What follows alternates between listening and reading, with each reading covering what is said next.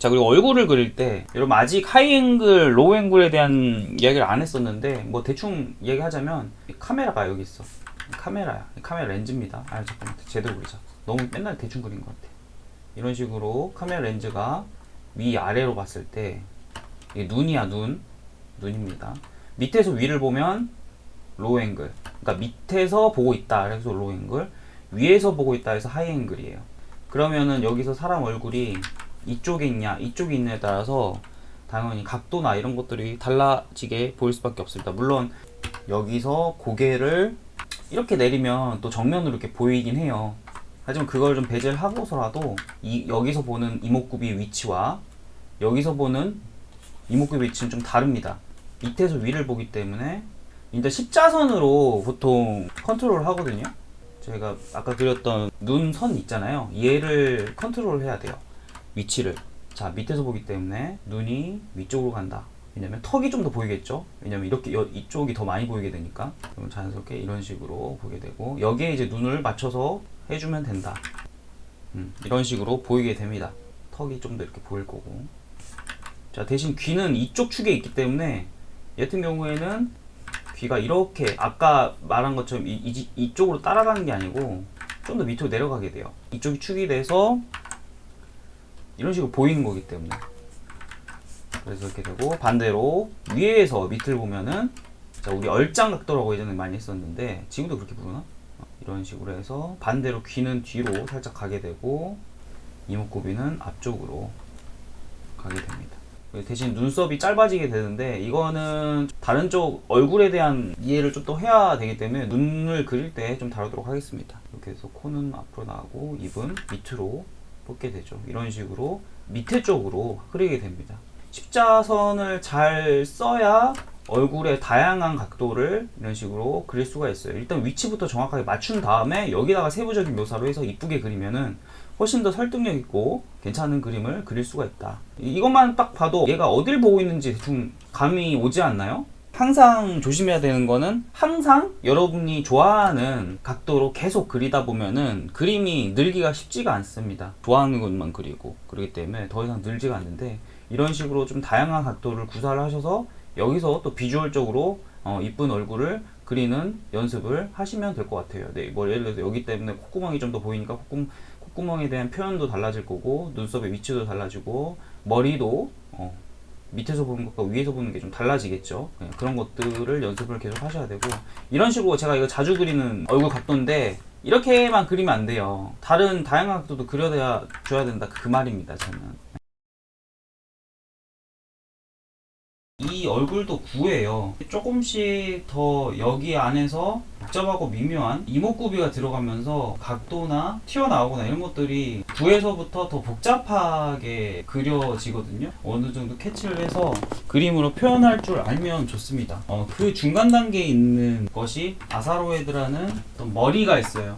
이것을 연습하시면 좀 더 얼굴을 그리는데 어떤 입체감이나 방향과 비율에 대해서 좀 더 이해하기가 편하는 그런 기본이 되는 얼굴 형태라고 보시면 될 것 같습니다. 아사로헤드는 이제 인간의 머리를 단순화한 것을 이야기하는데, 머리의 단순화된 평면을 보여준 것을 목표로 하는 어떻게 보면 3D 모델 같은 거고요. 잘 보시면 이제 단순화 얼굴이, 이런 복잡한 얼굴이 여러분이 아시는 그런 얼굴에서 좀 더 심플하게 그려져 있는, 만들어져 있는 모습을 보실 수 있습니다. 이게 보시면은 비대칭이에요. 두 개가 같지 않아요.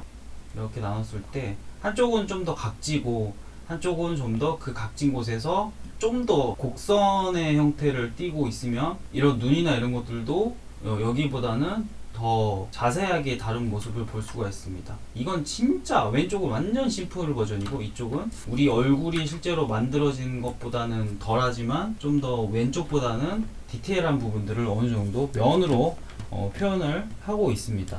그러니까 적당하게 간단화가 되어 있는 거예요. 그리고 이걸 보면서 어디가 튀어나왔고 어디가 들어가 있는지 이런 입체감을 공부하고 이해하면 좋은데, 이런 것들을 그냥 보는 것보다는 실제로 따라 그려보면서 그리고 명암을 칠해보면서 이 얼굴의 입체감을 이해하고 뇌 속에 집어넣는 것들이 되게 필요합니다. 이제 바로 얼굴면을 공부하게 되면 오히려 이제 더 헷갈리거든요. 잘 외워지지도 않고. 일단은 채색은 필요 없으니까 명암 정도만 어느 정도 보이게 작업을 해보시면 좋을 것 같아요.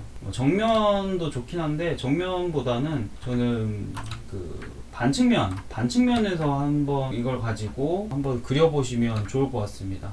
이 명암 단계도 확실하게 구별을 해서 그리시면 좋을 것 같고, 이때 주의점 5개의 명암 이상을 표현하지 마세요. 이렇게 있으면은 가장 밝은 애 1번, 그리고 그 다음이 2번, 여긴 좀 더 3번, 4번, 제일 어두운 거 5번, 이런 식으로 해서 숫자를 매긴 다음에 명도를 이 표에 따라서 가져가는 거예요. 1번이 가장 밝으니까 이 정도고, 2번이 이 정도, 3번이 이 정도, 4번이 이 정도, 5번이, 이 얼굴에 대한 형태를 잡으시고 명암을 안에 집어 넣어 보시는 겁니다. 이러한 연습은 이제 기본 사항을 빠르게 익히고 음역을 빠르게 개선하고 실제로 얼굴의 입체감을 이해하는데 그리고 외우는데 굉장히 도움이 되는 아사로 헤드입니다. 그리고 3D로 이거를 돌려가면서 볼 수 있는데 그 특정 사이트인데 제가 링크를 본문에다가 남겨 놓을게요. 어떤 건지 한번 보여드려야겠구나.